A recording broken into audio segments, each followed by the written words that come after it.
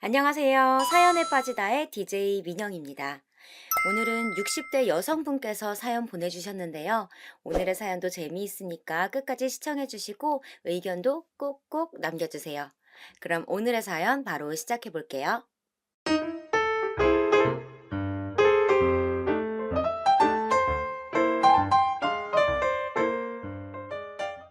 안녕하세요. 저는 서울에 살고 있는 60대 여성입니다.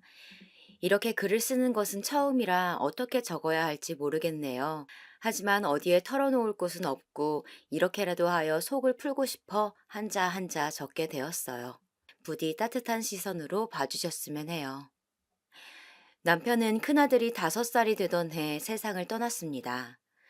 어린 아이들이 죽음을 어떻게 받아들일 수 있겠냐는 생각에 거짓말을 할 수밖에 없었어요. 아빠 안 기다리고 우리끼리 이사 가요? 음, 아빠는 비행기가 너무 높이 있어서 늦게 온대. 우리 따라온다고 먼저 가 있으라고 하셨으니까 가자. 그렇게 아빠는 멀리 비행기 타고 여행 갔다는 말로 어린 아이들을 달래었습니다. 어느 순간부터 눈치를 챈 건지 아이들도 아빠에 대해 이야기를 하지 않더군요. 그런데 설상가상 이미 남편의 병원비로 많은 돈을 쓴 후였고 형편이 빠듯해져 내 가족의 추억이 담긴 집을 떠나올 수밖에 없었어요.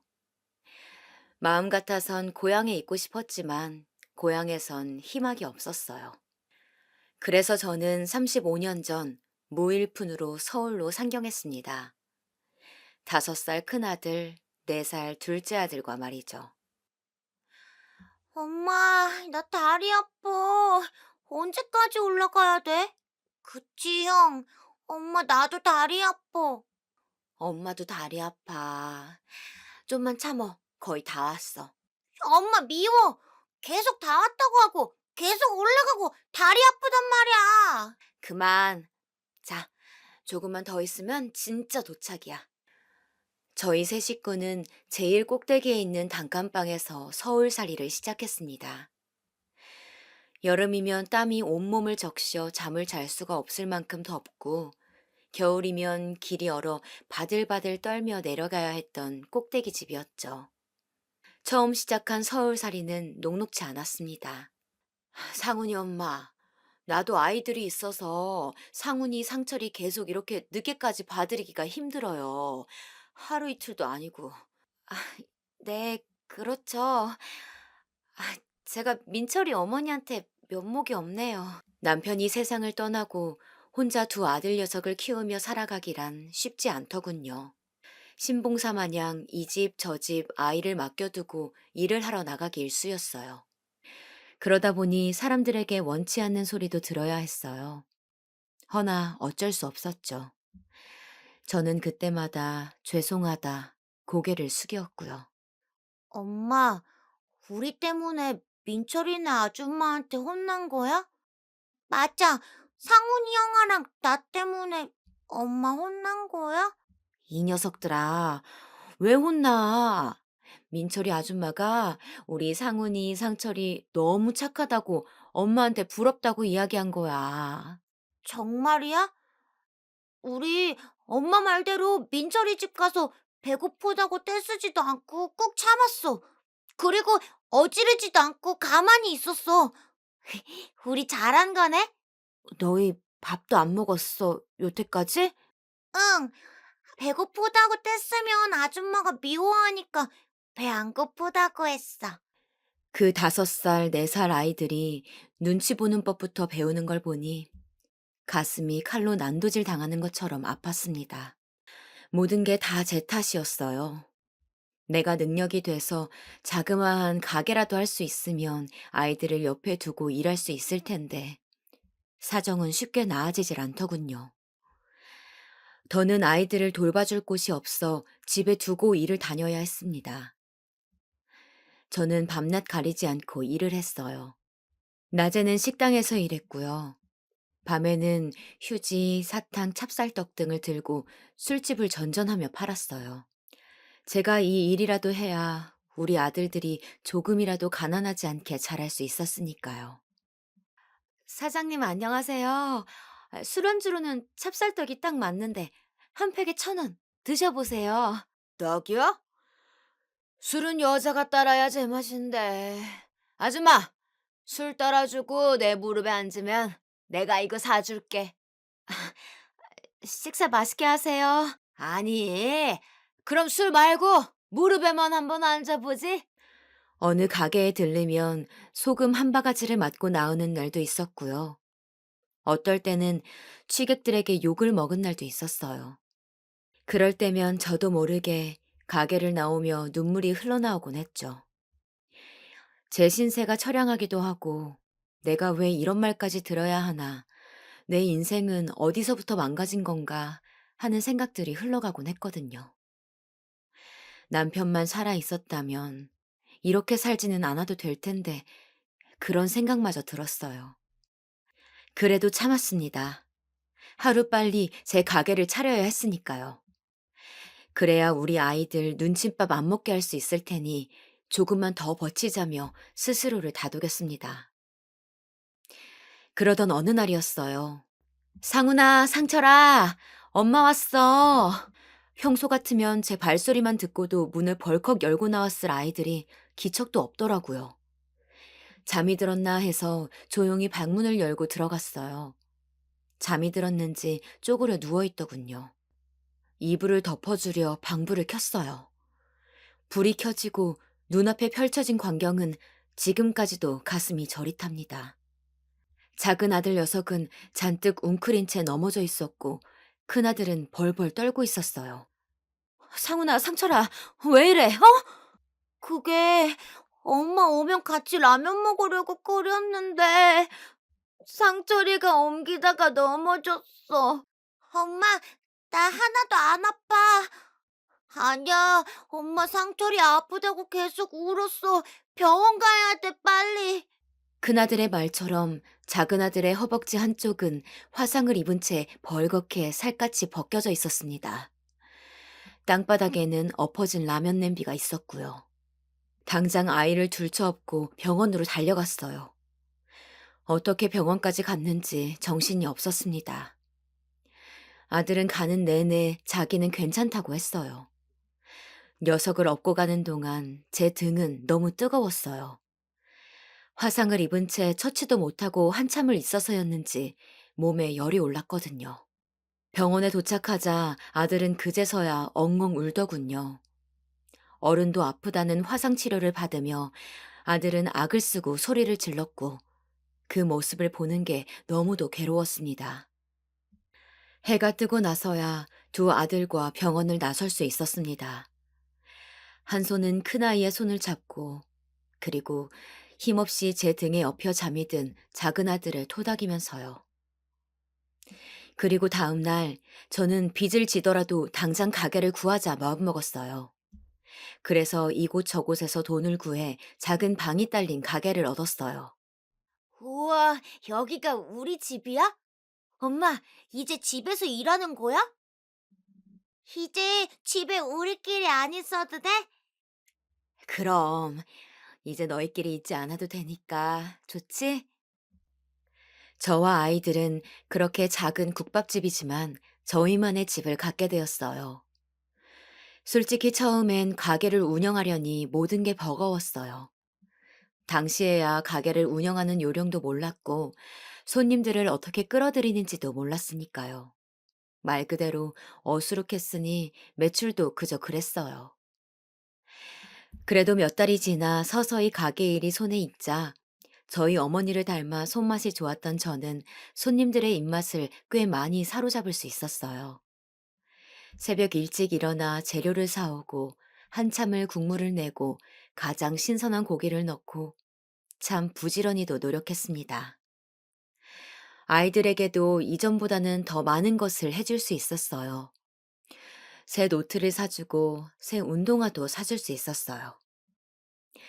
아이들이 새 것을 갖고 좋아하는 모습을 보니 그런 행복이 또 없더라고요.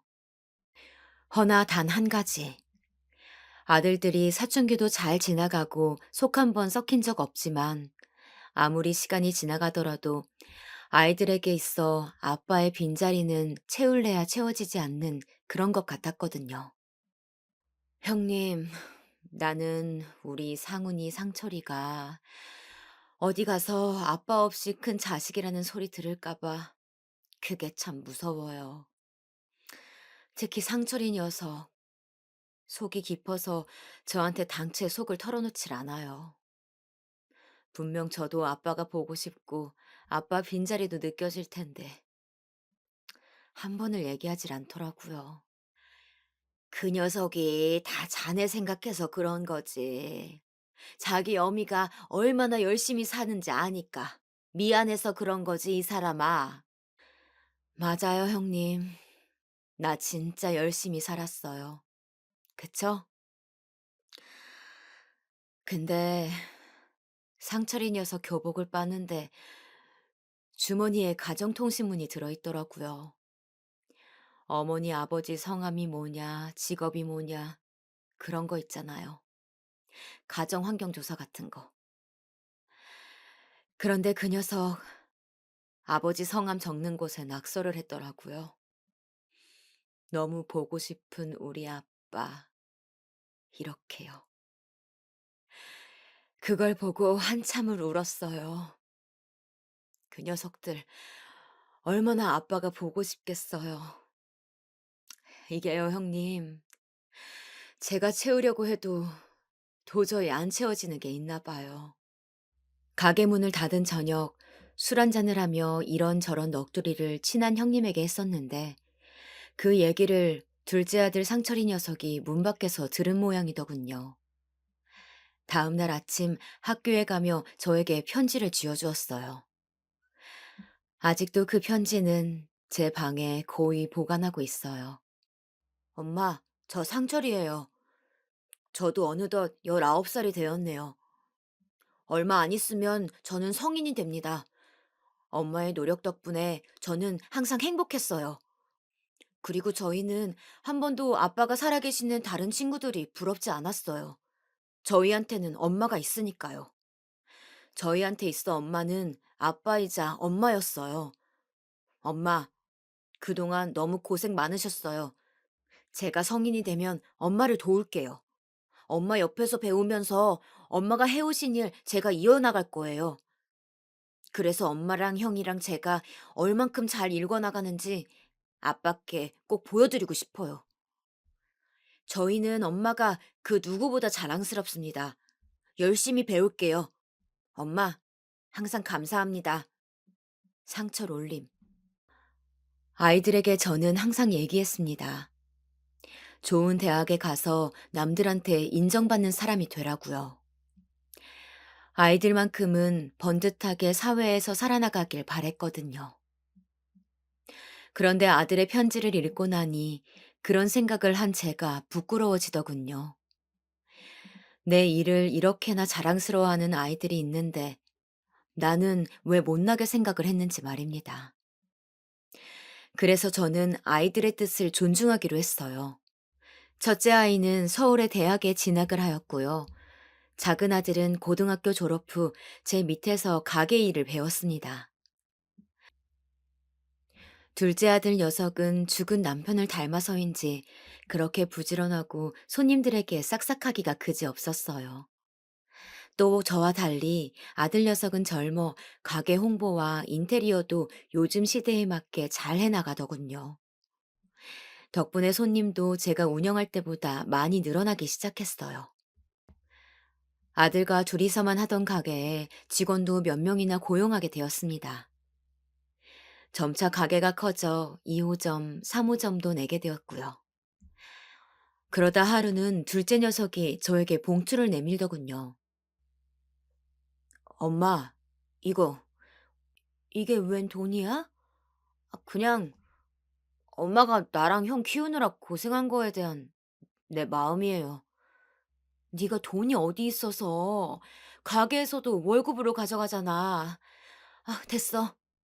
엄만 마음만 받을게. 아니야. 나 돈 쓸 곳도 없잖아. 내가 쓸 거 충분히 모아두고 엄마 드리는 거야. 그러니까 받아줘요. 그 돈은 차마 쓸 수 없어 둘째 아들 이름으로 된 통장에 고이 넣어두었어요. 한참을 들여다보는데 눈물이 나더군요. 이제 좀 숨 쉴 수 있겠구나 하면서 말이에요. 큰아들은 대학도 갔고 둘째 아들은 일찍이 제 밑에서 일을 배워가고 있으니 우리 세 식구 걱정 없겠다 싶었어요. 하지만 조금 섭섭했던 점이 있었는데요. 둘째와 달리 큰애는 연락이 없었거든요. 제가 몇 번 연락을 하면 엄마, 나 지금 바빠서요. 하며 전화를 끊기 일쑤였고 집에 좀 오라고 해도 엄마, 공부하느라 바빠서 집에 갈 시간 없어요. 하면서 퉁명스럽게 받아치더군요. 솔직히 그런 첫째를 보면서 씁쓸한 마음이 들지 않았다면 거짓말이에요. 그래도 내가 기른 자식인데 이렇게 몸이 멀어진다고 엄마도 있는 건가 싶어 속이 참 상했습니다. 그러던 어느 날이었어요. 아주 오랜만에 큰아들이 가게로 찾아왔어요. 얼마만인가 하여 반가운 기색을 숨기지 못하고 나갔는데 아주 청천벽력 같은 말을 늘어놓더라고요. 엄마, 나 결혼하고 싶은 사람 있어요. 결혼? 그때 만났던 그 여자친구? 아니요, 걔랑은 헤어졌죠. 다른 애예요. 그래. 근데 엄마 생각에는 취직을 먼저 하고 결혼해도 좋지 않을까 싶어. 그건 안 돼요. 저희 아이 생겼어요. 그래서 결혼해야 돼요. 돈 좀 보태주세요. 뭐? 말이 돈을 보태달라는 거지. 이건 거의 반협박이었어요. 엄마가 아니면 자기는 길거리에 앉을 판이라면서 돈을 달라고 하는데 순간 할 말을 잃었어요. 거기다 대학 졸업반을 앞둔 애들이 돈이 어디 있겠습니까? 더군다나 당장 아이가 생겼다는데 결혼을 막을 순 없는 노릇이었어요. 같은 과 동기이고 꽤 오래 교제했다고 하였는데 여자친구가 임신을 했다고요. 별 수 없죠. 저는 큰아들을 결혼시키고 아들이 살 집, 생활비까지 제가 감당해야 했어요. 큰아들은 취업은 생각도 안 하고 사업만 하려 했거든요. 아, 엄마, 이건 진짜야. 확실한 정보라니까요. 진짜야. 딱 5천만 원만 투자해봐요, 나한테. 어? 어머니, 상우 씨가 이번에 괜찮은 아이템이 있나 봐요. 그이 딱 한 번만 믿어보시고 투자 좀 해주세요. 부탁드려요. 그놈의 투자.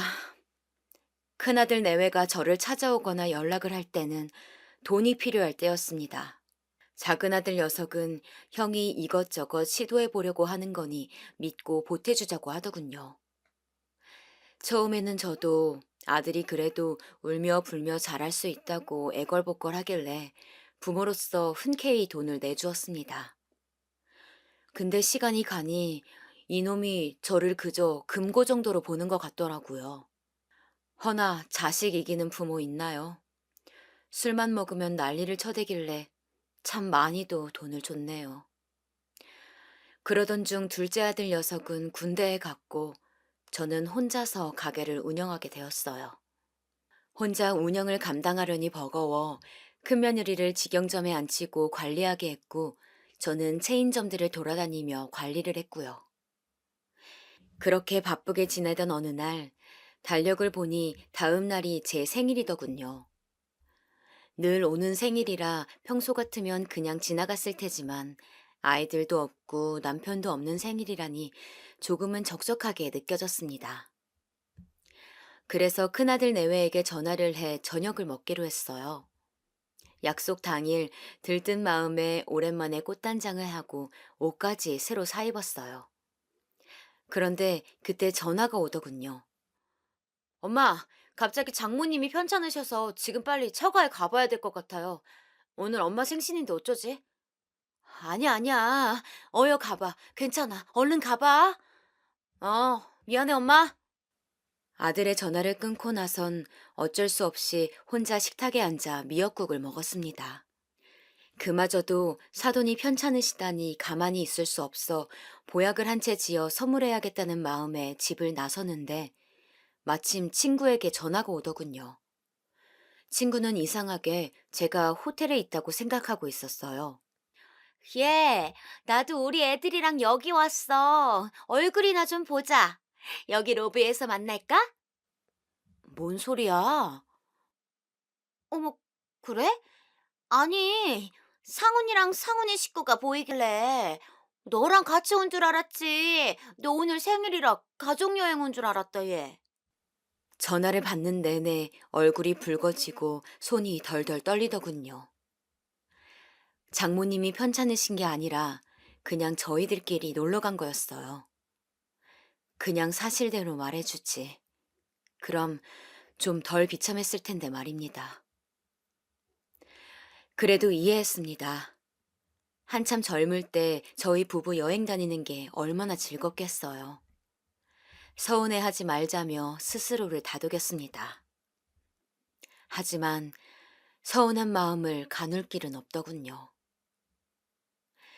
그리고 터덜터덜 집에 오니 택배가 와 있었습니다.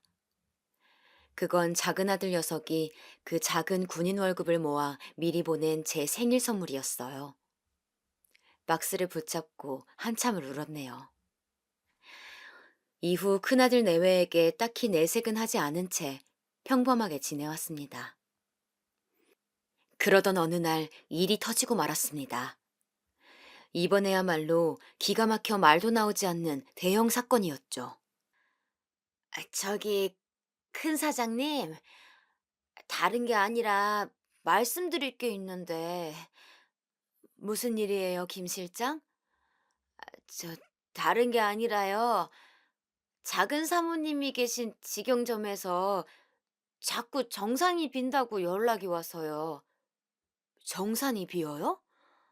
네. 매출액 중간 확인할 때마다 자꾸 금액이 달라지나 봐요. 그런데 그게 작은 사모님이 카운터 계실 때만 유독 그래서. 우선은 제가 확인해 볼게요. 고마워요, 김 실장.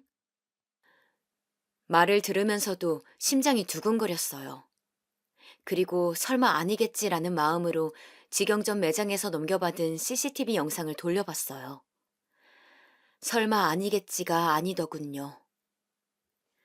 큰며느리가 카운터를 보며 현금으로 들어온 매출을 매상에 올리질 않고 현금으로 챙기거나 특정 테이블의 메뉴를 누락시켜 등록한 후 돈을 챙겨 두었더군요. 저는 머리 꼭대기까지 화가 나 당장 큰며느리를 집으로 불렀습니다. 어머니, 왜 부르셨어요? 아, 어머니 이번에 상훈 씨가 진짜 괜찮은 동업자를 찾았거든요. 얘 아가, 돈이 부족했던 거니? 돈이요? 그래, 카운터에서 돈은 왜 가져갔니? 월급이 적었어? 나한테 얘기하면 엄마가 더 줬을 텐데 왜 그런 짓을 한 거니? 저, 지금 어머니가 무슨 말씀하시는 건지 모르겠어요. 에이, 제가 무슨 돈을 가져가요. 내가 가게에 CCTV를 이곳저곳에 해두었단다. 이런 상황 대비해서. 제가 카운터 외에도 이곳저곳에 CCTV를 설치해둔 사실을 며느리는 몰랐나 보더군요.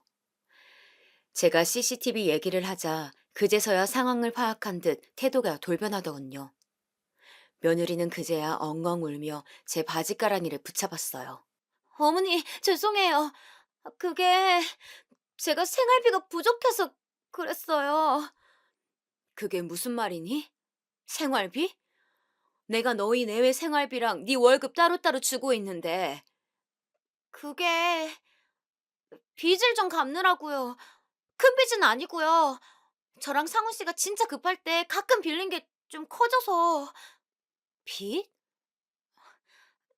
저, 어머니, 이렇게 말씀드렸으니 말인데, 빚 좀 갚아주실 수 있으세요?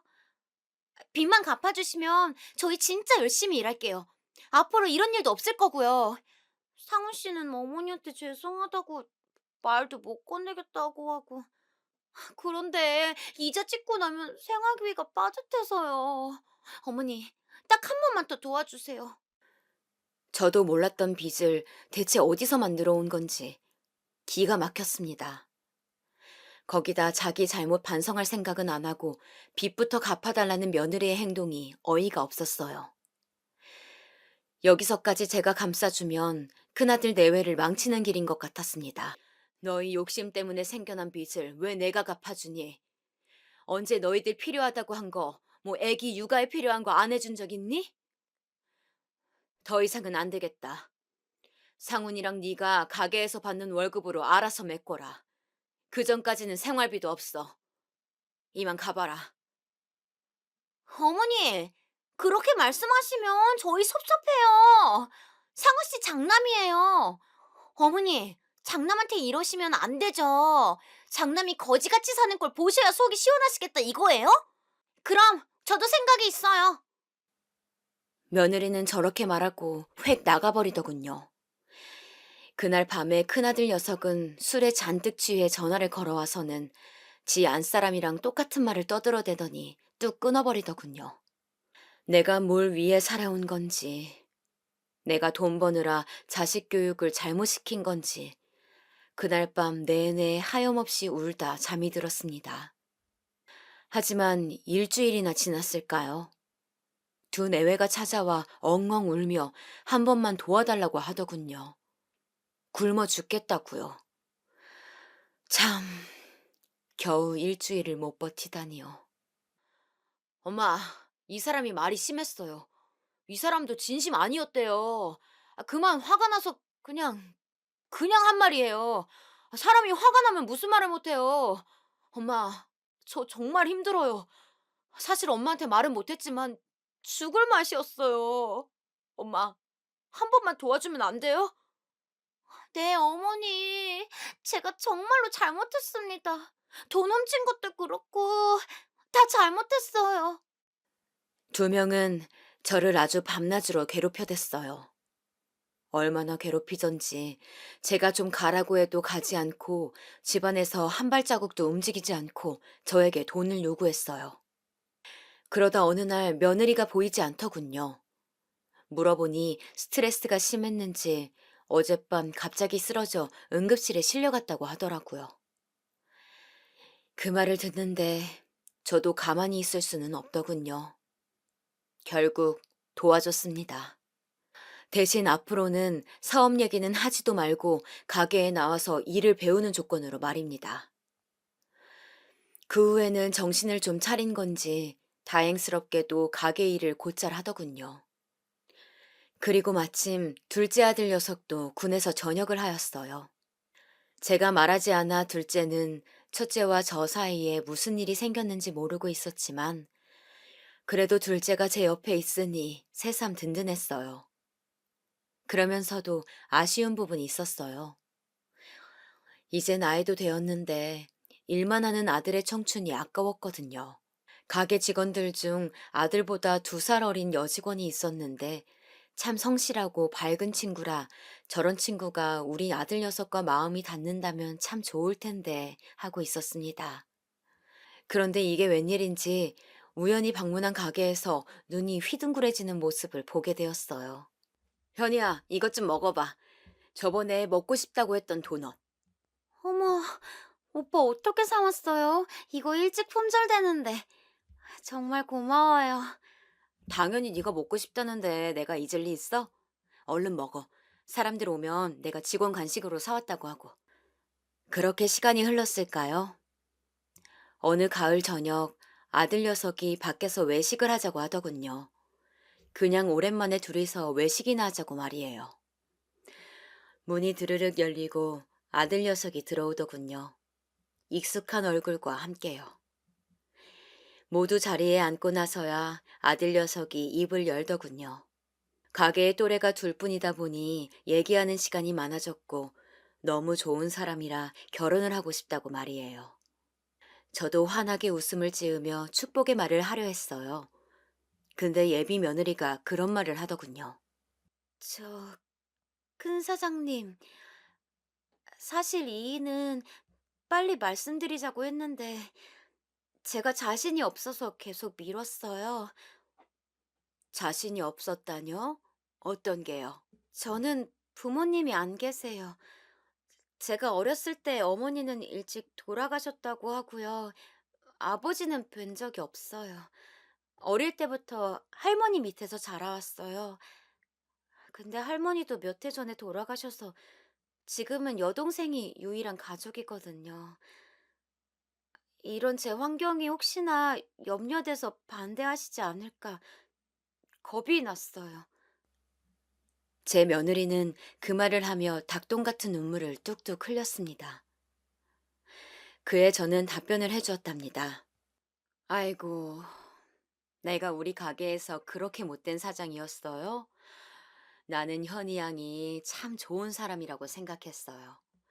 그래서 오늘 이 자리가 얼마나 기쁜지 몰라요.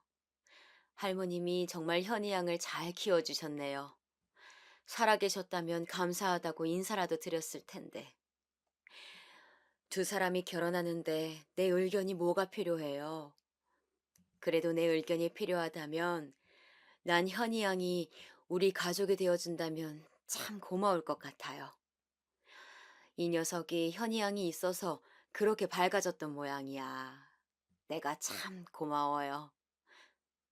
정말, 정말 감사합니다.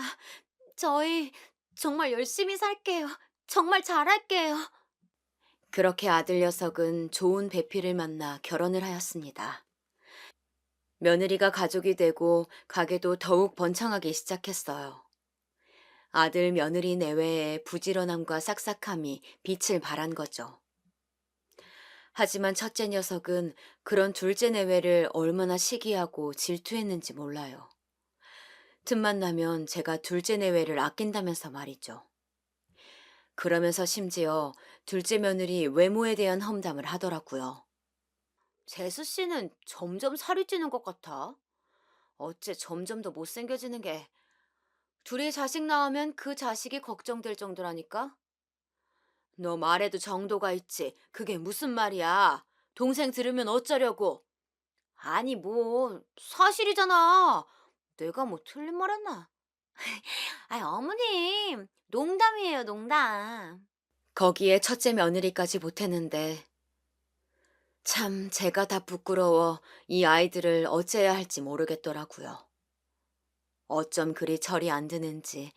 게다가 제가 언젠가 둘째 여동생이 자궁 쪽에 암이 발견되어 수술비와 요양비 등 돈이 부족하다고 해서 돈을 조금 내준 적이 있어요. 그런데 그걸 가지고도 어찌나 저를 들들 볶아대던지 어느 날은 글쎄 저희 집에 저녁을 먹으러 와선 두어 시간 동안만 그 얘기를 하더라고요. 엄마, 그렇게 생각 없이 돈을 해주면 어떡해요? 애들 버릇 나빠진다니까요. 나중에 또 엄마한테 돈 달라고 보채면 어떡하게? 맞아요, 어머님. 저도 그게 걱정이에요. 걱정 말아라. 걔네들 오히려 지금 그 돈 갚겠다고 나한테 다달이 입금하고 있어. 가족이어도 이렇게 자꾸 의지하게 되면 자기들 자립심 없어진다고. 그러니 더 말 붙이지 말아라. 제가 나중엔 이렇게까지 말하자 둘 다 입을 다물더라고요. 그리고 둘째 내외는 그러지 않아도 된다 했지만 정말이지 고집스럽게도 그 돈을 제게 다 갚더군요. 참 기특하기도 하고 아둥바둥 노력하는 모습이 안쓰럽기도 했죠. 사실상 둘째 내외 덕분에 가게도 확장하고 제가 일을 하지 않아도 마음을 놓을 수 있으니 너무 고마운 마음뿐이었답니다. 허나 반대로 첫째 내외는 어째 시간이 흐르면 흐를수록 꾀만 부리는 것 같더군요. 그러면서 점점 욕심을 내기 시작했어요. 어느 날 저를 붙잡고 그러더군요. 엄마, 나 몸이 피곤해서 일주일에 6번 나가는 건 무리예요. 내가 명색의 사장인데 꼭 그렇게까지 할 필요 있어요? 그게 갑자기 무슨 말이야? 가게의 주인이 없으면 안 된다는 게 엄마 원칙인 거 모르니? 늘 지켜온 원칙을 이제 와서 어기면 어쩌겠다는 거야? 거기다 너는 엄마가 사정을 봐줘서 이미 출근도 늦게 하잖니. 출근 그거 몇 시간 늦게 한다고 몸이 나아요? 며칠째 몸이 계속 쑤신다고요. 아님, 가게 명의로 제 명의로 돌려주시던가요. 내 것도 아닌 가게니까 제가 욕심이 안 나는 것 같아요. 뭐야? 참으로 기가 막혔어요. 그렇게 시작된 실랑이는 점점 커져 싸움이 되었고, 나중엔 둘째까지 화가 나 첫째를 지적하고 나섰어요. 허나 첫째는 자기가 잘못한 게 뭐냐며 배째라는 식으로 나오더군요. 엄마! 솔직히 이 집 장남은 나예요. 내가 이 가게에서 얼마나 고생한지 몰라요? 근데 왜 가게 하나 못 준다는 거예요? 엄마가 그러고도 부모예요? 뭐라고? 이놈의 자식이 어디다 대고 그런 소리를 하고 있어? 첫째는 사업 자금 받아 홀라당 까먹은 건 생각도 안 나는지 제가 마치 자기에게 해준 게 하나도 없다는 듯 말을 하더라고요. 얼마나 배신감이 들던지. 아무리 자식이라 할지라도 막상 앞에서 그런 말을 들으니 눈물이 날 만큼 마음이 서글퍼졌습니다. 애들 아빠 없이 고생고생하며 키웠는데 내가 이런 대접 받으려고 이 나이 때까지 살았나 그런 생각에 충동적으로 머리를 콱 박고만 싶었어요. 그리고 그날은 애들 아빠 사진을 꺼내보며 숨을 죽여 울었습니다. 그렇게 첫째 때문에 스트레스를 받다 보니 몸 여기저기가 아파지기 시작했어요. 왜인지 모르겠지만 자고 일어나면 눈앞이 뿌옇고 어지러질했어요. 거기다 가게 상황도 바쁘게 돌아가게 되면서 손갈 데가 더 많았죠. 둘째 애들은 저에게 쉬라고 계속 권유를 하긴 했지만 저는 하루도 마음 놓고 쉴 수가 없었어요. 그러던 어느 날 둘째 내외와 함께 영업 마무리를 하는데 갑자기 눈앞이 시꺼매지더군요. 그 뒤로는 기억이 없었습니다. 눈을 떠보니 병실이더군요. 그런데 둘째 내외가 절 보며 조용히 흐느끼고 있었어요. 첫째는 어딜 갔는지 보이지 않았고요. 그 후 저는 아이들에게 왜 고작 쓰러진 걸로 우냐며 달래주곤 몇 가지 검사를 받게 되었습니다. 솔직히 검사를 받으면서도 당연히 과로겠거니 생각하고 있었어요. 요즘 스트레스도 많았고 몸도 무리했으니까요. 허나 제 예상과 달리 의사로부터 조금 충격적인 이야기를 듣게 되었습니다. 의사의 말을 들으면서는 하늘이 노래지는 느낌마저 들었습니다. 어딘가 마음이 허탈해지기도 하고 내가 나이가 먹었다는 게 실감이 되기도 하고 일을 좀 덜 할 걸 후회도 되고 남편도 생각나고 네, 예상하신 분들도 있겠지만 제가 암이라고 하더군요. 그것도 초기가 아니라 어려운 상태였습니다. 엄마, 어떡해. 어떡하면 좋아. 그나들은 이제서야 자신이 한 짓들이 다 미안하고 죄스럽다며 제게 울고불고 했습니다.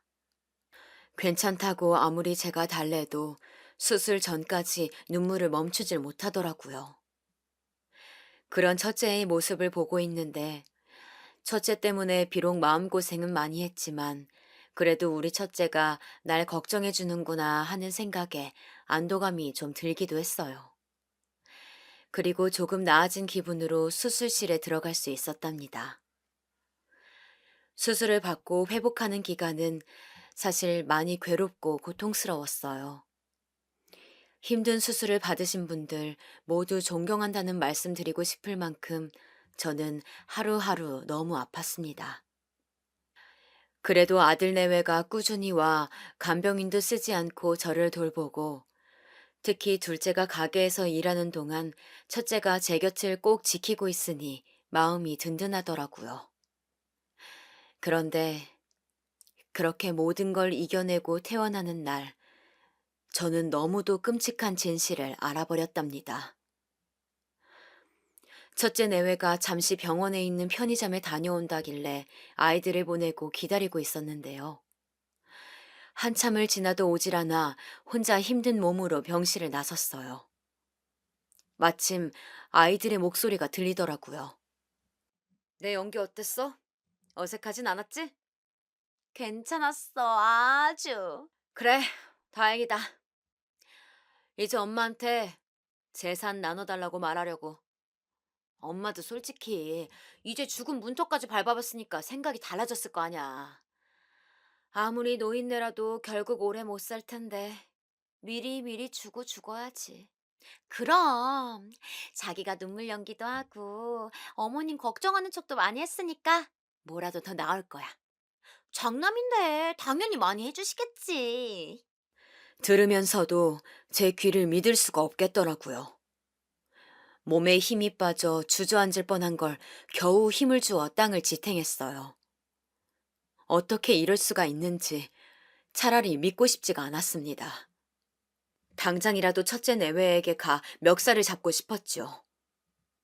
허나 그럴 힘도 없었고 그저 살고 싶지 않단 생각만이 가득해져서 그대로 첫째 내외의 부축을 받으며 집으로 돌아갔어요. 마침 둘째 쪽도 집에 와 있길래 함께 들어왔습니다. 아이들이 집에 들어와 대신 짐을 정리해주고 청소를 해주면서 부지런히 몸을 움직이고 있을 때도 저는 멍하니 TV만을 바라보고 있었어요. 그러다 시간이 얼마 정도 지났을까요? 저녁 때쯤 첫째가 조심스레 입을 떼었습니다. 엄마, 이제 미리 재산 나눠주시는 건 어때요? 미리 나눠주시면 저랑 상철이랑 얼굴 붉히지도 않을 테고요. 형, 엄마 퇴원하신 지 하루도 안 됐어. 그리고 나는 엄마한테 재산 받을 생각 없어. 이 사람도 마찬가지고. 우리는 그냥 엄마 가게 이어서 운영할 거야. 어머, 왜 저희를 나쁜 사람 만드세요? 그럼 재산 안 받겠다는 각서라도 쓰시던가요? 그리고 동서는 직원으로 시작해서 어떻게 서방님을 꼬드겼는지 모르겠는데 내가 동서 속 뻔히 알지. 돈 보고 시집 온 거 아냐. 근데 어떻게 재산에 욕심이 없을 수가 있어? 말이 되는 소리를 해야지. 형수, 말씀이 너무 심하세요. 그게 무슨 말씀이세요? 농담한 거 가지고 뭘 심하긴. 엄마, 엄마도 한번 잘 생각해 보세요. 저랑 상철이랑 지금 잘 나눠주셔야지 나중에 분쟁할 일이 없지. 사람 일 혹시 또 모르잖아요. 그때 제 이성은 끊어졌습니다. 저는 조용히 첫째 아이를 불렀어요. 상훈아. 네? 너희 식구 데리고 나가라. 불편하다. 엄마, 왜 그래요, 갑자기? 나가기 싫으면 이제부터 내 말 잘 들어라. 상훈아, 상철아, 그리고 아가 너희들까지. 둘째야, 너는 녹음기 켜. 둘째 며느리는 제 말에 녹음 버튼을 눌렀고 저는 자리에서 일어나 아이들을 보며 얘기했습니다. 엄마가 생각해도 재산을 미리 나눠주는 게 나을 것 같다. 엄마가 너희에게 자세히 얘기하지 않았지. 가게 체인점 운영 비용이 들어오는 곳이 10곳 정도이고 이 집 건물도 엄마 거고 제주도에도 엄마가 사놓은 땅이 있고 노원에 있는 꼬마 빌딩까지 이게 내 재산 전부야. 이 집이 있는 건물 이거는 내가 죽기 전까지 내 것으로 하자. 나도 먹고는 살아야 하니. 상철이 네가 체인점 10곳, 제주도 땅, 노원 꼬마 빌딩, 그리고 엄마가 죽고 나면 이 건물까지 다 가져가라. 제 재산이 그렇게나 있는지 아이들은 몰랐어요. 일부러 얘기하지 않았거든요. 혹시나 아이들이 제게 재산이 이렇게 많다는 걸 알면 엄마 재산을 믿고 망나니처럼 살아갈까 봐서요. 괜히 밝히지 않았나 싶었지만 지금 생각하니 그게 제 성견지명이더군요. 만약 제게 그 많은 재산이 있다는 걸 알았다면 그나들은 한 푼이라도 뺏기 위해 달려들었을 테니까요. 그 와중에 큰아들 내외 표정이 가관이었어요. 입이 떡 벌어져서는 실실 웃기 시작했습니다. 엄마, 왜 미리 안 했어? 엄마, 왜 미리 말 안 했어? 진즉 말하지 그랬어. 나는 가게는 필요 없고 제주도랑 노원만 줘요. 상훈아, 나는 이제 네 엄마 안 할 거고 너도 이제 내 자식 아니니까 이 집에서 나가주겠니? 뭐, 뭐라고요? 내 말 지금까지 뭐로 들었니? 엄마 너한테 재산 줄 생각 한치도 없어. 제 말에 큰아들 표정이 순식간에 변했어요. 엄마, 지금 무슨 소리를 하시는 거예요? 큰아들은 믿을 수 없다며 저에게 다시금 물었고 저는 병원에서 들은 그대로를 다 얘기해 주었어요. 더는 애써 연기할 필요 없다. 나가라. 그러자 작은 아들은 형과 형수가 어떻게 그럴 수 있냐며 길길이 날뛰기 시작했고 그 두 사람은 아무 말도 못하고 입만 뻥끗하다 쫓겨났습니다. 그 후에도 큰아들 내외는 저희 집 문을 두드리며 싹싹 빌고 난리가 났습니다. 작은 애의 조언에 따라 저는 더 단호한 태도를 취했어요. 그런데도 첫째는 유류분 소송을 할 거라며 법적으로 나불나불 하더라고요. 참 하는 태도가 어이가 없더군요.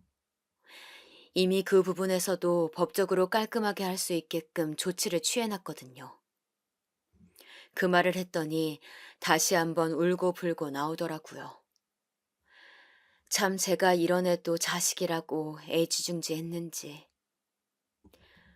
작은 애는 아직도 형을 생각하면 화가 난다며 분을 참지 못하고 있지만 저는 그럭저럭 마음을 잘 추스리고 살고 있습니다. 처음에는 아들과 이런 식으로 인연을 끊는 것도 두려웠고 어린 시절 순진무구했던 큰애의 모습이 꿈에 나와 괴롭기도 했어요. 그렇지만 제가 그 아이를 계속 도와주고 품는 것이 아닌 이 선택이 잘한 선택이라는 판단이 들어 지금은 괜찮아졌어요. 또 둘째가 제가 걱정이 많이 되는지 수시로 찾아와 안부도 물어주고 챙겨도 주고 있어 외롭지도 않고요. 오늘을 이유로 이 이야기는 제 마음에만 담아둘 것이지만 그래도 마지막으로 여러분들에게 털어놓고 싶었습니다. 두서 없는 노인네의 이야기 들어주셔서 감사하고 여러분들의 가정엔 좋은 일만 가득하길 바라겠습니다.